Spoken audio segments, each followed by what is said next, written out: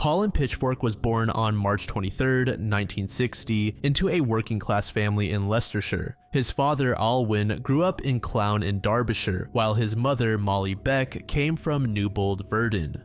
The family resided at 6 Brascote Lane in Newbold, Verdon, where Colin attended school in Market Bosworth and Bosworth College in Desford. During his youth, Colin participated in the first Newbold Verdon Scout Group and earned the Chief Scouts Award in September 1976. He was one of 4 scouts selected from Leicestershire to attend the 14th World Scout Jamboree in Norway in August 1975, an achievement that suggested the boy was on a positive trajectory. However, beneath this image, Colin was accumulating numerous offenses. His mother served as the Group Scout leader and eventually removed Colin from the unit once his actions were realized. This was one of the earliest signs that Colin was deeply disturbed and had the potential to do worse evil in the future if not fixed. In 1976, he began working at Hampshire's Bakery in Leicester as an apprentice at the head office. He developed considerable skills as a cake decorator and had dreams of starting his own cake decorating business. According to his supervisor, he was a good worker but had frequent mood swings. Additionally, he couldn't seem to leave female employees alone. In early 1981, Pitchfork married a social worker and moved to a village named Littlethorpe.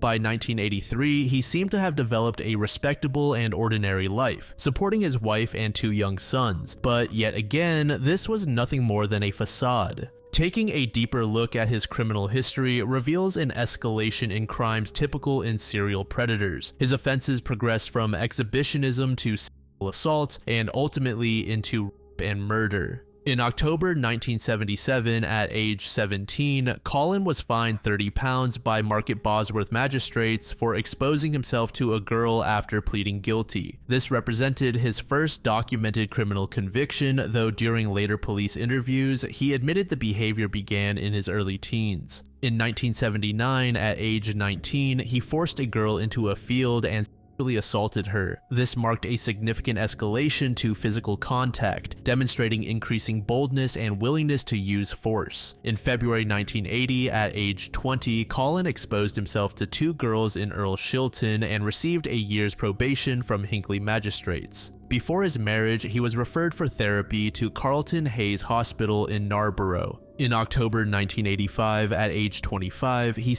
assaulted another girl, threatening her with a screwdriver and holding a knife to her throat. In June 1986, at age 26, he picked up Liz Knight in Wigston and drove her for 40 minutes towards Great Glen. When Knight grabbed the steering wheel in resistance, Colin's demeanor suddenly changed. He decided to drive her home instead, placing his hand on her knee and stating, "I haven't hurt you yet." He ended the night by asking for a goodnight kiss and saying, "I bet you would never accept a lift from a stranger again." During police interrogation following his arrest, Colin admitted to exposing himself to more than 1,000 women. This admission places him among the most prolific exhibitionists documented in criminal history and illustrates the compulsive nature of his crude behavior. On the evening of Monday, November 21st, 1983, a 15-year-old named Linda Mann was babysitting for a neighbor. Linda lived with her parents, Kath and Eddie Eastwood, and her sister Susan in a close-knit community where violent crime was virtually non-existent. Their quiet village, Narborough, was precisely the type of location where parents allowed their children to walk alone in the late evening, knowing that it was incredibly unlikely for them to encounter danger.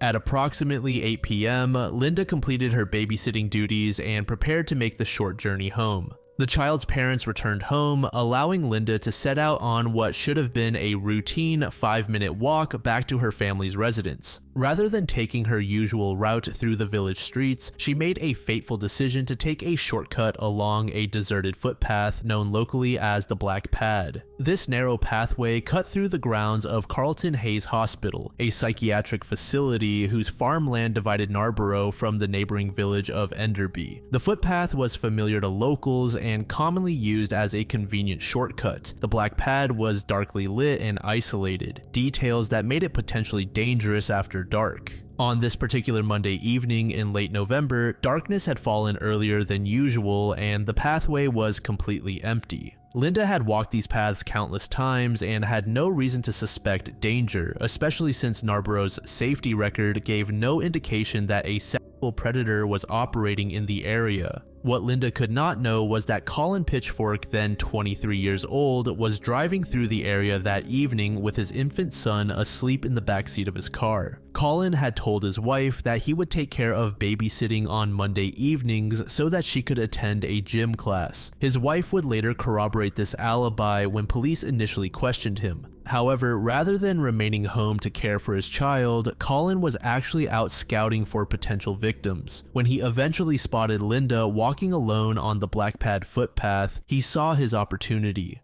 According to details that emerged later in the investigation, Colin parked his car near the pathway, leaving his infant son sleeping in the back seat. He then approached Linda under the guise of being lost and needing directions. Once it seemed like Linda let her guard down, Colin attacked and raped her. Following the assault, Colin strangled Linda to death using her own scarf. Colin noted that he simply murdered his victims in order to protect his identity. However, investigators and forensic psychologists uniformly rejected this explanation, viewing the motivation for the strangulations as rooted in perverted sadism rather than necessity. The unnecessary brutality of the attacks, the extended nature of the assaults, and the manner in which the bodies were left all pointed to a killer deriving gratification from the acts of domination, control, and violence themselves. After murdering Linda, Colin left her body on the black pad footpath just 300 meters from her home. He then returned to his vehicle, where his son remained sleeping peacefully. He drove home and put his child to bed as though nothing had occurred. Linda's failure to return home that evening triggered immediate alarm among her family members. Her parents, Kath and Eddie, along with her sister Susan, who had been home when Linda left for babysitting, recognized immediately that something was wrong. Linda was described as a responsible teenager who was punctual and conscientious about informing her parents of her whereabouts. Kath and Eddie, along with neighbors and other concerned community members, spent the entire night searching for Linda throughout Narborough and the surrounding areas. The family walked the streets calling her name, checked with friends and acquaintances, and grew increasingly frantic as hours passed without any sign of the missing teenager. At approximately 1:30 a.m. on Tuesday morning, November 22nd, Kath and Eddie returned home briefly after an evening out. After their search, they were hoping that Linda would somehow just show up at home. Susan informed them that Linda still had not returned, and Eddie immediately resumed searching the neighborhood. The family contacted Leicestershire police to report Linda missing, and officers joined the search effort. That same morning, a man walking to work along the black pad made a horrifying discovery. He came across the body of a teenage girl lying on the footpath. Police rushed to the scene and quickly identified the victim as Linda Mann, the missing 15-year-old who had last been seen alive approximately 12 hours earlier. Linda's body showed immediate and clear evidence of violent sexual assault. The murder brought panic and shock to the Narborough community. Detective Chief Superintendent David Baker was assigned to lead the investigation. Baker was an experienced detective, and he made a solemn personal promise to Kath that he would find her daughter's killer. This promise would drive Baker's investigative efforts for years and ultimately lead him to champion the revolutionary use of DNA technology that would crack the case. Baker also relocated his entire investigative team to an unused building in Narborough to facilitate intensive coordination and allow immediate response to any new leads. Using the forensic science techniques available in 1983, investigators collected biological evidence from Linda's body and clothing. Semen samples were recovered and subjected to conventional serological analysis. These tests revealed that the perpetrator had type A blood, narrowing the pool to about 40% of the community population. More significantly, enzyme analysis revealed the presence of phosphoglucomutase, which is found in only approximately 10% of males. While this information narrowed the suspect pool considerably, it remained insufficient for identification purposes. In a village like Narborough and its surrounding communities, there would still be hundreds of men who matched this blood type and enzyme profile. Without witnesses or clear physical evidence linking a specific individual to the crime scene, investigators found themselves pursuing hundreds of leads that ultimately went nowhere. Despite months of extensive investigation, exhaustive interviews with potential suspects, and appeals to the public for information, the case gradually went cold. The Eastwood family was left without answers or justice, forced to grieve while Linda's killer remained free and unidentified in the community. In desperation, Kath and Eddie even hired a psychic to investigate the murder, though this yielded no significant information. The psychic did, however, state that the killer would strike again if not apprehended. Nearly 3 years after Linda Mann's murder on Thursday, July 31st, 1986, another 15-year-old girl was preparing for what seemed like an ordinary summer evening in the village of Enderby. Dawn Ashworth lived with her parents Barbara and Robin and her younger brother Andrew, who was 13 years old. Like Linda, Dawn attended Brockington High School, though the two girls had not known each other. On this particular Thursday afternoon at approximately 4:30 p.m., Dawn left a school friend's house with the intention of walking home. The distance was only a few miles, and Dawn was familiar with the route, which included a shortcut along a footpath called 10-Pound Lane. This pathway, like the black pad where Linda had been murdered, cut through the farmland of Carlton Hayes Hospital and provided a convenient shortcut between neighboring villages. However, Dawn's plans for the evening changed when her parents decided they would also be going out. Dawn agreed to stay home and look after her younger brother Andrew since their parents would be absent. Because she couldn't reach her friend Sharon's telephone, Dawn determined she needed to walk to Sharon's house in person to inform her that she would not be able to visit that evening as originally planned. Dawn told her mother that she'd be back by 7 before setting out around 4:30 p.m. to deliver this message to her friend. When 7 p.m. passed without Dawn's return, the Ashworths initially were not alarmed, as teenagers sometimes lost track of time when visiting friends. However, as the evening progressed and 9:30 p.m. approached with still no sign of their daughter, concern escalated to alarm. By 9:40 p.m., Barbara and Robin's worry had intensified to the point that they contacted the police to report Dawn missing. The family's distress was heightened by their awareness of Linda's unsolved murder 3 years earlier in a neighboring village. Police responded promptly to the missing person report and initiated an immediate search effort. Officers, family members, neighbors, and volunteers scoured the villages of Enderby and Narborough and the surrounding countryside throughout the night and into the following day. The search was extensive and covered the routes Dawn regularly took and expanded outward to fields, woodlands, and isolated areas where a person might have become lost or injured. 2 agonizing days passed before searchers made the dreaded discovery. On Saturday morning, August 2nd, 1986, at approximately 8:17 a.m., Dawn's body was found in a wooded area near 10-Pound Lane. The location was less than a mile from where Linda had been murdered in 1983, and the body's position suggested the victim had been deliberately concealed. Dawn's remains were lying face down approximately 6 meters from the public path. The body was partially covered with twigs, branches, and torn up nettles in what appeared to be a hasty attempt at concealment. The body was found naked from the waist down and showed extensive injuries. She had been brutally beaten, raped, and then strangled to death.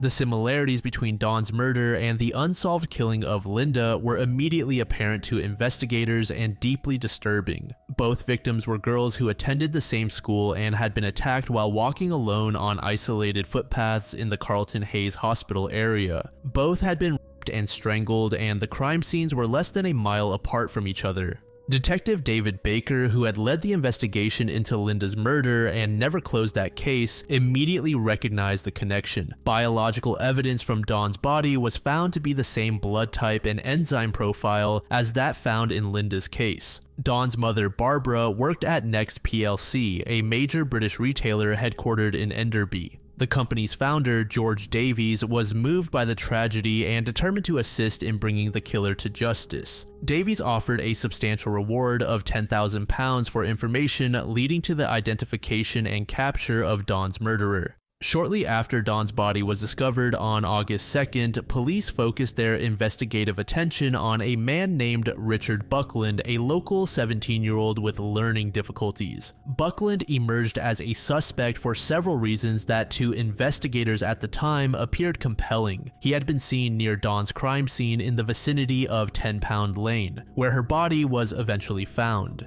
Furthermore, he demonstrated knowledge of certain unreleased details about the body and the crime scene, information that police had deliberately withheld from public disclosure to enable verification of any legitimate confessions and to filter out false claims. The police's suspicion was further fueled by his suspicious behavior in the days following Dawn's disappearance and the discovery of her body. Additionally, Buckland knew Dawn personally, which established a connection between the suspect and victim that investigators viewed as significant. On August 10th, just 8 days after Dawn's body was discovered, Richard Buckland was arrested and charged with Dawn's murder. The arrest brought a sense of relief to the terrified community, and investigators believed they had finally identified the serial killer who had terrorized the area since Linda's murder years earlier. What followed the arrest was an intensive police interrogation that would later become a case study in how false confessions can be obtained from vulnerable individuals, particularly those with intellectual disabilities. Buckland was subjected to prolonged, intense questioning about both murders. During this interrogation, he confessed multiple times to murdering Dawn. His confessions appeared to contain details about the crime that seemed to corroborate his guilt, and investigators viewed these admissions as validation of their theory. However, Buckland's confessions contained a critical inconsistency that troubled investigators. While he admitted to killing Dawn, he vehemently and consistently denied any involvement in Linda's death. Each time he confessed, he would subsequently retract his confession only to confess again under continued questioning. This pattern of confession, retraction, and reconfession should have raised immediate red flags about the reliability of his admissions, but at the time, investigators interpreted the retractions as attempts by a guilty man to minimize his legal exposure. While Richard Buckland sat in custody awaiting trial for a murder he did not commit, a revolutionary scientific development had recently occurred just 5 miles away at the University of Leicester. The discovery would not only exonerate Buckland and identify the true killer, but would fundamentally transform criminal forensics worldwide. Professor Alec Jeffreys, a British geneticist, had been conducting research on inherited genetic variation, focusing specifically on differences in DNA sequences. His research revealed that while most DNA is identical, variable spots provide a genetic signature, allowing for the conclusive identification of individuals from samples like blood or hair. After reading about Jeffrey's work, Detective Baker contacted the scientist in 1986 to request assistance with the double murder investigation. Jeffreys was uncertain whether biological samples collected from Linda's clothing 3 years earlier would still be viable for DNA testing, but he agreed to attempt the analysis. When Jeffreys compared Richard Buckland's blood sample with the crime scene samples, the results were unequivocal. Buckland's DNA was completely different from the samples found at both crime scenes. The DNA testing proved that Buckland had not killed Linda. When Jeffreys tested the sample against evidence from Dawn's murder, he again found no match. Despite his confession, Richard Buckland was innocent of both murders. He was released and became the first person in criminal history to be exonerated by DNA evidence. Furthermore, the DNA analysis confirmed suspicions that the same individual had murdered both Linda and Dawn. Detective Baker's next strategy to find the killer was to conduct mass DNA screening of every man within the probable radius of the killer's residence. Research on serial killers indicates they typically operate within a 5-mile radius of where they live. Baker proposed testing the DNA of every man between the ages of 17 and 34 who lived within an 8-kilometer radius of where the bodies were found. Approximately 5,000 men in the villages of Enderby, Narborough, and Littlethorpe. The operation would be labor-intensive, time-consuming, and expensive, requiring the establishment of an entirely new forensic facility. At over £100 per blood test, the project would cost approximately £500,000 in total, a massive sum in 1987. The Home Office was initially reluctant to fund such an ambitious and unproven investigative technique. However, with support from Prime Minister Margaret Thatcher, the project ultimately received government approval. Beginning in January 1987, police invited local men to voluntarily provide blood and saliva samples for DNA testing. The initiative became known as the blooding. Investigators knew the murderer had type A blood, so they would only need to conduct full DNA analysis on the approximately 20% of samples with that blood type, though every man still needed to provide a sample. Men who refused to attend or ignored the invitation received visits from police officers asking them to explain their reluctance. Overall, however, community cooperation was exceptional, with residents eager to help catch the killer terrorizing their villages. By September 1987, police had collected samples from over 4,500 men and cleared approximately 3,000 through DNA testing. Despite this massive effort, no match had been found. The head of the police department began to express doubts about whether the process was working, and serious discussions commenced about terminating funding for the DNA investigation. Then, around noon on Saturday, August 1st, 1987, several colleagues from Hampshire's bakery were drinking in a Leicester pub. Among them was 23-year-old Ian Kelly, who lived outside the area under investigation. During the conversation, Kelly was overheard discussing how he had provided a blood sample on Colin Pitchfork's behalf by using a fake passport to masquerade as Colin during the DNA testing. Kelly revealed that Colin had paid him £200 to take the test in his place on January 29, 1987. Another bakery colleague mentioned that Colin had similarly approached him to take the DNA test. Colin had told Kelly he wanted to avoid police harassment due to his prior convictions for indecent exposure. The conversation was overheard by 28-year-old Jackie Foggin of Fleckney. However, Foggin did not report what she heard to police until September 18th, nearly 7 weeks after the conversation. This delay has never been fully explained, though Foggin later expressed concern about getting involved in such a serious case. Her tip-off proved vital in breaking the case and ultimately led to Colin's capture. On March 18, 1988, George Davies of Next plc presented Jackie Foggin with a check for £10,000 at the company's Enderby head office, the same reward he had offered for information leading to the killer's identification. Ian Kelly was arrested at 31 Stewart Street in Leicester on Friday, September 18, 1987. He later received an 18-month sentence for conspiracy to pervert the course of justice. The following day, Saturday, September 19th, Colin Pitchfork was arrested at 32 Haybarn Close in Littlethorpe by Detective Inspector Mick Thomas. When Colin informed his wife that he had killed 2 girls, she attempted to attack him. At Leicester Crown Court in January 1988, Colin pleaded guilty to multiple charges. He pleaded guilty to 2 counts of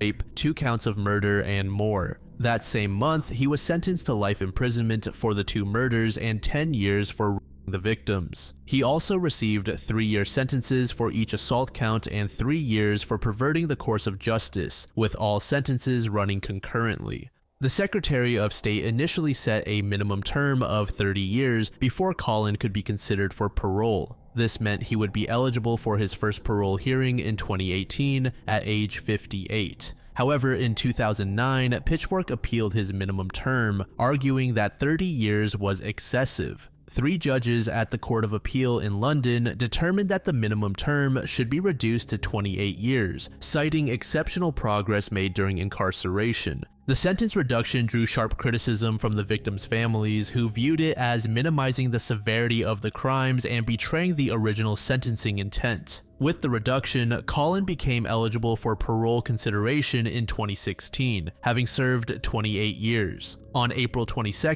2016, the Parole Board for England and Wales conducted its first hearing on Colin's case. His advocates presented evidence of his improved character, emphasizing that he had furthered his education to degree level and become an expert at transcribing printed music into Braille for blind people. This work was characterized as demonstrating rehabilitation and pro-social contribution. The families of Linda Mann and Don Ashworth vigorously opposed his release. On April 29, 2016, the board announced that Colin's application for release on license had been refused. However, the board recommended that he be moved to an open prison to begin the reintegration process. On May 3, 2018, Colin was again refused release on license. The parole board announced he would be eligible for further review within 2 years. Following a parole hearing held via video link on March 22, 2021, the parole board reviewed evidence from Colin's probation officer and a prison service psychologist. After examining the robustness of the risk management plan, the board concluded its review on May 25, 2021, determining that Colin was suitable for release. On June 7, 2021, the decision was announced publicly, triggering immediate controversy. Justice Secretary Robert Buckland applied for a review under the parole board reconsideration mechanism. On July 13, 2021, the review application was refused, clearing the way for release.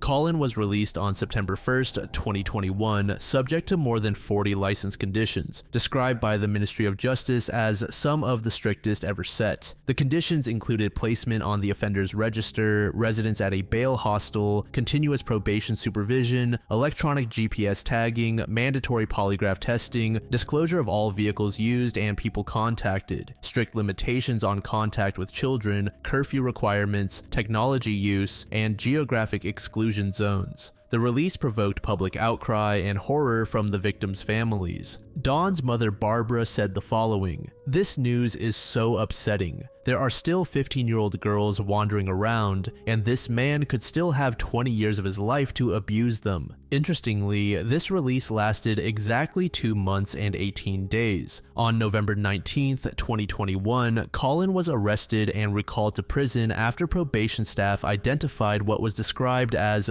concerning behaviors. He had been approaching young women while on walks from his bail hostel. Additionally, there were concerns that he had been attempting to cheat mandatory polygraph tests using breathing techniques. In April and May 2023, another oral hearing was held. The panel determined that the 2021 recall decision was flawed and then considered whether Colin met the statutory test for release. Despite differing views among professional witnesses, the panel ruled in June 2023 that Colin could be released. A new panel conducted oral hearings in October and November 2023. And then in December of that same year, the panel determined that Colin did not meet the test for release and would remain in prison. His most recent hearing occurred in October of 2025, where it was stated that he would remain in prison and would not be transferred to an open prison.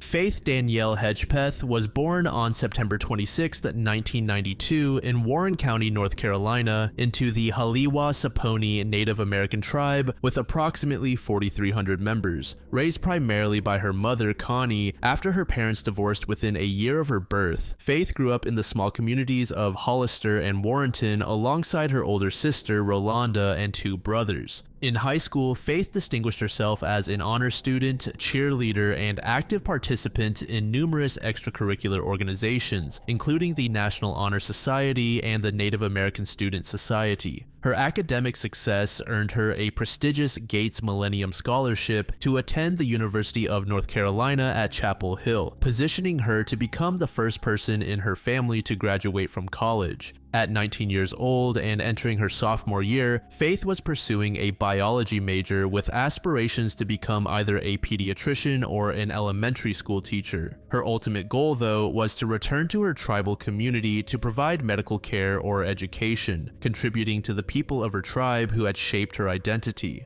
On campus, Faith served as secretary of the Carolina Indian Circle, an organization founded in 1974 to support American Indian students, and sang with Unheard Voices, an a cappella group. Those who knew her described her as bubbly, cheerful, and caring. Chief Ronald Richardson of Faith's tribe, who had known Faith since she was 13, remembered her as, quote, the embodiment of innocence, the epitome and personification of life. At 5:45 p.m. on September 6, 2012, Faith arrived at a sorority rush event for Alpha Pi Omega, a historically Native American sorority that she had expressed strong interest in joining. Faith spent approximately 90 minutes at this event. However, at 7:15 p.m., she made the decision to leave earlier than many of her peers. When asked about her departure, Faith explained that she needed to return to her apartment to work on an academic paper about her tribe's history. After leaving, she made her way to Davis Library on the UNC campus, where she arranged to meet her roommate Karina Rosario at 8 p.m. Faith and Karina settled into the library around 8 p.m. and began their respective study sessions. Between 8:30 p.m. and 9 p.m., she exchanged a series of text messages with her father, Roland.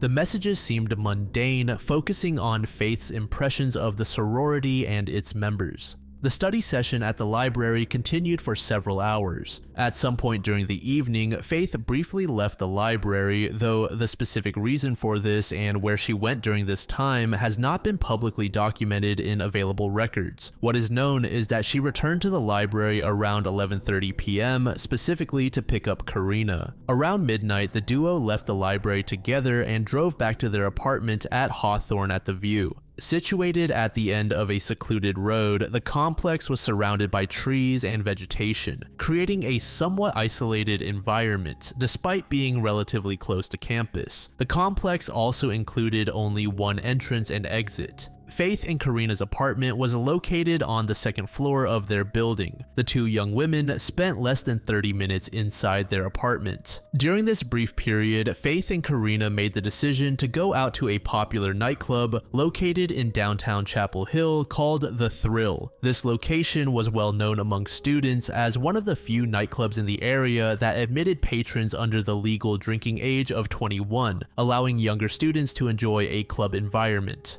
Around 12:30 a.m., the two locked their apartment door and headed toward downtown Chapel Hill. The drive from their apartment complex to the nightclub was relatively short, and security footage from the club's entrance cameras captured both women arriving at approximately 12:40 a.m. Once inside the club, the girls began dancing and socializing with the students who filled the building. At 1:23 a.m., an event occurred that would become one of the most analyzed and disputed pieces of evidence in the entire investigation. Faith's cell phone placed a call to her friend Una Chavez, resulting in a voicemail being recorded. The circumstances of this call have been characterized as an accidental pocket dial. Faith was well known among her friends for frequently pocket dialing people, making this type of accident seem like normal behavior. When Una initially received the voicemail, she recognized it as likely being another one of Faith's mistaken calls and deleted it without listening to the entire recording, thinking nothing of the incident. At that moment, it seemed like a completely inconsequential event. The voicemail itself was approximately 3 minutes in length. The audio quality was poor, containing garbled, static sounds that made it difficult to discern clear voices or words. Much of the recording consisted of fabric rubbing against the phone's microphone. In the background, there were sounds that could be interpreted as music, though the specific nature of these sounds would later become a subject of intense debate. The timestamp on this voicemail, 1:23 a.m., placed the call during the period when Faith and Karina were inside the nightclub. Investigators, upon reviewing this voicemail, initially concluded that it was indeed recorded while the women were at the club and therefore had no relevance to the case, which they believed occurred several hours later. Meanwhile, as the night progressed, surveillance footage showed Faith interacting with several other patrons, including multiple male individuals. These interactions appeared to be normal exchanges. Investigators would later identify and interview these individuals, collecting DNA samples from men who had been present in the club during the same time frame as Faith and Karina.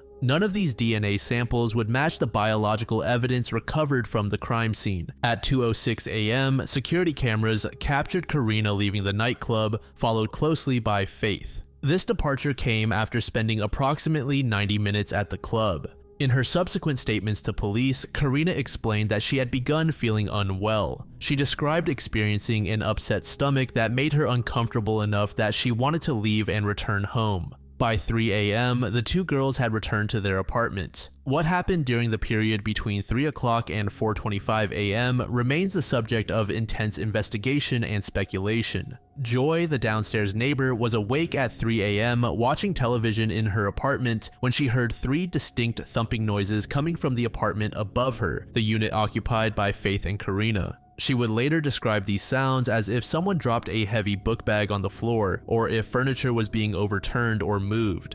Around the same time as these thumping sounds occurred, records showed that someone accessed Faith's Facebook account. The exact time of this access has been documented in Facebook's records, placing it in the early morning hours shortly after the women returned home. The identity of who accessed the account has not been definitively established. At 3:40 a.m., a text message was sent from Faith's cell phone to Brandon Edwards, a man who had previously been in a romantic relationship with Karina. The message said the following: "Hey B, can you come over here please? Karina needs you more than you know. Please let her know you care." Brandon did not immediately respond to the text. At 4:16 a.m., 36 minutes later, he finally sent a reply asking who had sent the message. By this time, the situation in the apartment had evolved dramatically, though Brandon had no way of knowing this when he sent his response. His reply text would never be answered. Phone records reveal additional communication attempts during this crucial window. Karina was making her own efforts to reach Brandon around the same time that the texts were being sent from Faith's phone. The simultaneous attempts from both Faith and Karina made it clear that reaching Brandon was a major priority, but it's unknown just why the two were so adamant about contacting him. When Brandon failed to respond to either the text messages or Karina's phone calls, Karina shifted her efforts to another individual, Jordan McCrary. McCrary was a student athlete at UNC playing on the university soccer team. He had some form of relationship with Karina, though the exact nature and timeline of their connection have not been explained. At 4:25 a.m., Karina left the apartment when McCrary arrived in his vehicle and Karina entered his car. McCrary then drove Karina to another acquaintance's home on West Longview Street in Chapel Hill, where she would spend the remainder of the night. According to Karina's statements to police when she left the apartment, Faith was in her bedroom asleep. Karina made the decision to leave the apartment's front door unlocked rather than locking it when she departed. This decision would later be scrutinized extensively as it created an obvious vulnerability. One additional detail emerged that would take on significant importance years later during pretrial proceedings. According to information referenced in defense motions filed in 2025, Karina allegedly had blood on her fingers when she entered Jordan McCrary's car at 4:25 a.m. This detail, if accurate, raises profound questions about what had occurred in the apartment before Karina's departure. Shortly after 10:30 a.m., Karina began making arrangements to return to her apartment. She attempted to call Faith multiple times, but she did not answer her phone. Unable to reach her directly, Karina instead contacted Marisol Rangel, a mutual friend of both young women. Karina asked Marisol if she could provide a ride back to the apartment. Marisol agreed, and around 11 a.m., she arrived to pick up Karina and drive her home. When the girls arrived, they entered through the front door of the apartment that Karina had left unlocked approximately 6.5 hours earlier. The two women called out for Faith as they entered. When no response came, they began looking through the apartment to locate her. Marisol reached Faith's bedroom door first and opened it. What she saw caused her to scream, leading to Karina calling the police at exactly 11:01 a.m. In the recording, Karina can be heard telling the emergency dispatcher the following: "Hi, I just walked into my apartment and my friend is like, she's unconscious." Officers arrived at the apartment at 11:09 a.m. When officers entered Faith's bedroom, it was clear that she had not simply become unconscious, but had been the victim of a brutal homicide. She was found on the bed, leaning against it, covered partially by a comforter that had been on the bed. Faith was unclothed from the waist down, and her shirt had been pulled up, leaving her body partially exposed. Lieutenant Salisa Lee Hugh, who later became Chapel Hill police chief, described the scene saying, "So, Faith was found deceased, partially nude. There was a lot of blood in the bedroom, and she had suffered what appeared to be severe head trauma. Faith was wrapped partially in a comforter that had been located on the bed. There was some blood splatter throughout the bedroom as well as where the pillow might be. Blood was pooled near Faith's body and splattered across the bedroom walls and closet door." An empty Bacardi Peach Red rum bottle was discovered near the bed. This bottle, which was normally kept in the kitchen, was determined to be the murder weapon. The autopsy report, released in September 2014 after 2 years of court-ordered sealing, confirmed that Faith died from blunt force trauma to the head caused by being beaten with this bottle. The autopsy revealed Faith had numerous cuts and bruises, and blood was found under her fingernails, evidence suggesting she had struggled against her attacker. A sexual assault kit was performed, revealing the presence of semen. DNA analysis determined that the profile generated from this evidence matched other DNA recovered from the crime scene. Perhaps the most haunting and perplexing piece of evidence was a handwritten note discovered on the bed. Written in pen on a torn-off portion of a paper bag, the note said, "I'm not stupid, jealous." Police believe the bag originated from Time Out, a popular 24-hour restaurant in Chapel Hill located a short distance from the nightclub Faith and Karina visited earlier. Handwriting expert Peggy Walla noted that the note was remarkably clean with no blood on it, despite the crime scene being covered in it. This suggested it was either written away from the immediate crime scene or before the violence occurred. It was also noted that block letters were used in writing the note, which Peggy stated was an attempt at making investigators focus on the killer and his authority. Additionally, the inclusion of the word stupid suggested the killer was someone close to Faith, and was not a random crime. Now, if you recall, I mentioned the voicemail that Una received was originally brushed off as irrelevant. However, in 2016, forensic audio expert Arlo West conducted an independent analysis of the voicemail for the television program Crime Watch Daily. West, who specializes in enhancing difficult audio recordings, claimed his analysis revealed shocking content. After digitally enhancing the recording by removing layers of noise and static, West said he identified 4 distinct voices,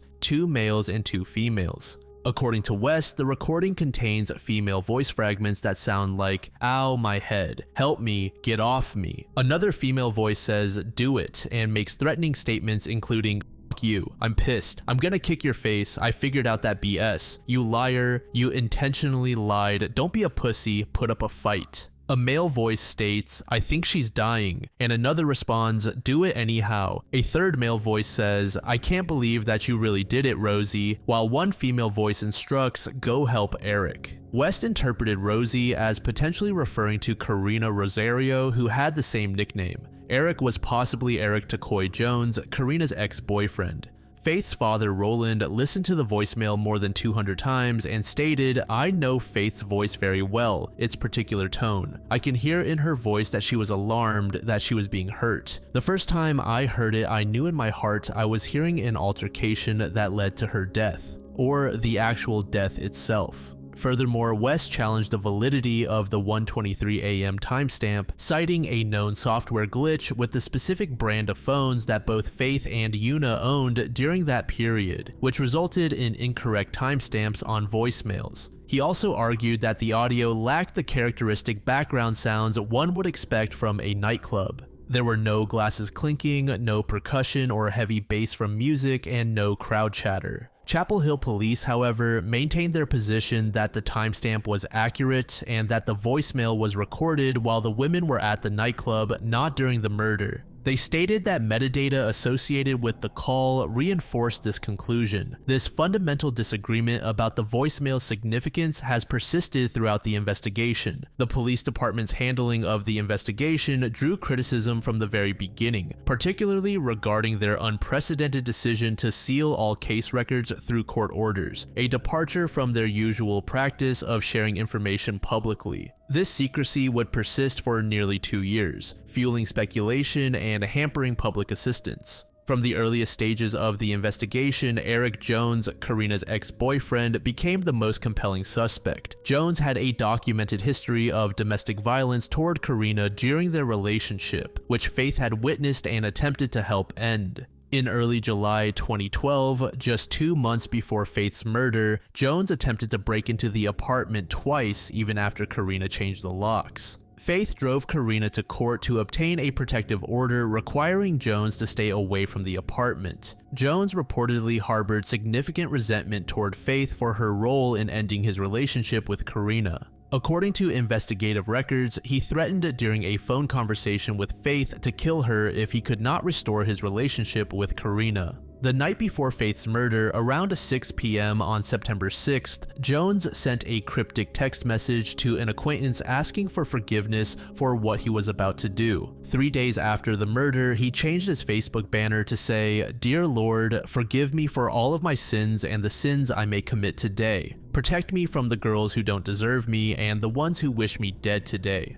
Despite these deeply suspicious circumstances, Jones's DNA did not match the sample recovered from the crime scene. After initial resistance, Jones complied with police requests for a DNA sample, and testing definitively excluded him as the source of the biological evidence. His attorney later confirmed that Jones had been cleared as a suspect. Police also collected and tested DNA from Brandon Edwards and numerous other men who were present at the nightclub during the same time frame as Faith and Karina. Surveillance footage from the nightclub showed Faith interacting with several males that night, all of whom were questioned and provided DNA samples. None matched the crime scene evidence.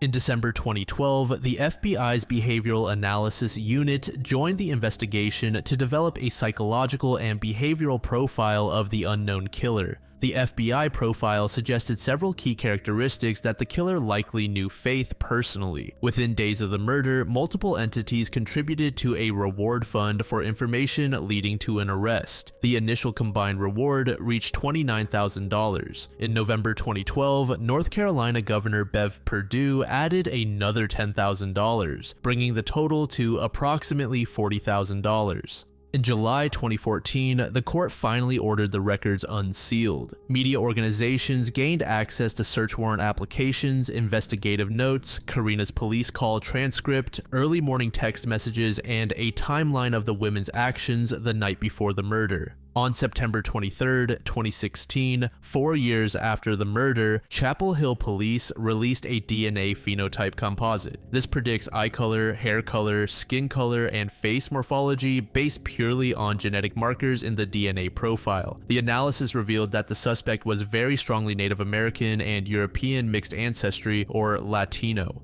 Most genetic markers pointed to Mexican, Colombian, and Iberian ancestry, with some other South American and African countries represented in smaller proportions. The composite predicted with over 80% confidence that the suspect would have a skin tone in the olive range. Fast forward to September 16th, 2021, 9 years and 9 days after Faith's murder, Chapel Hill Police announced that they had arrested 28-year-old Miguel Salguero Olivares of Durham, North Carolina, charging him with first-degree murder. The arrest came as a shock because Miguel had not been an initial person of interest and had no publicly known connection to Faith. Just 2 days before the public arrest announcement, Miguel was pulled over for a DWI traffic stop in Wake County. During the stop, investigators obtained his DNA without his consent. When the sample was analyzed, it came back as a match to the DNA recovered from Faith's crime scene. Investigators also executed a search warrant at his apartment, seizing 6 cell phones and a laptop.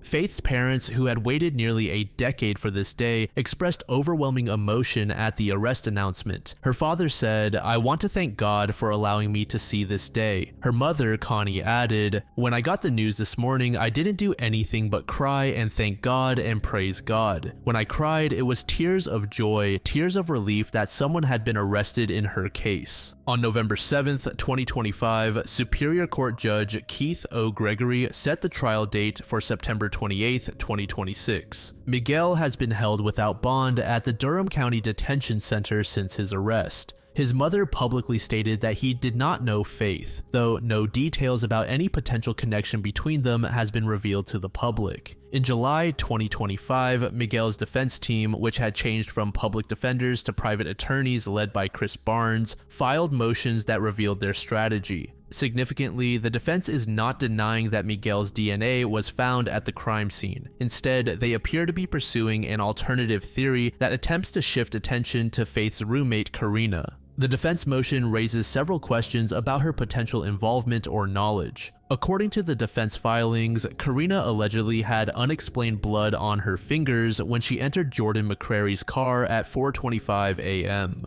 Additionally, her account of events has allegedly changed multiple times over the years. The defense notes that she left the apartment with the door unlocked while Faith was supposedly asleep inside, which was highly suspicious. It is critically important to note that Karina has never been charged with any crime, and authorities have not accused her of wrongdoing. She has not responded publicly to these defense filings. In what may prove to be the most significant evidentiary issue facing the prosecution, defense attorneys revealed in court that Chapel Hill police documented collecting a blood sample from the bathroom door at the time of Faith's death. But when defense counsel inquired about this evidence, they were informed by the police department that it was no longer available. This missing evidence raises serious questions about evidence handling and chain of custody procedures. As of January 2026, Faith's case stands at a critical juncture. After 9 years of investigation involving hundreds of DNA samples, thousands of interviews, and millions of dollars in resources, prosecutors are highly confident they have identified her killer through DNA confirmation. Miguel Salguero Olivares faces multiple charges, with his trial scheduled for September 28, 2026.